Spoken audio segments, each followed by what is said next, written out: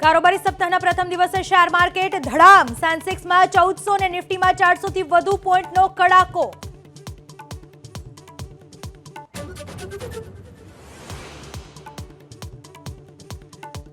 ભારે વરસાદથી નવસારી અને વલસાડમાં નદીઓનું રૌદ્ર સ્વરૂપ। ઔરંગા નદીના પાણી ઘૂસ્યા। લીલાપુર વિસ્તારના ઘરોમાં પૂર્ણા નદીની જળ સપાટીમાં ઘટાડો।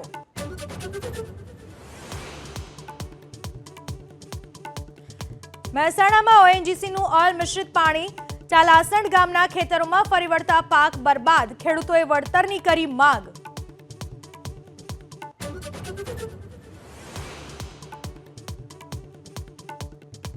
ખેડાના આત્રોલી ગામમાં ગૌચર જમીનમાં ચાલતા જુગારધામનો પર્દાફાશ। 7ની અટકાયત, 1 આરોપી વોન્ટેડ।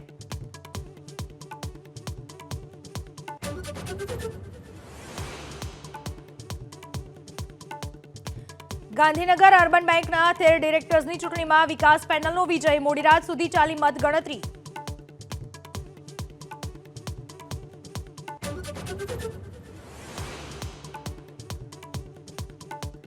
શ્રાવણ માસનો 8થી પ્રારંભ। હર હર મહાદેવના નાદથી ગુંજ્યા શિવાલયો। 5 શ્રાવણીયા સોમવારનો અનોખો સંયોગ।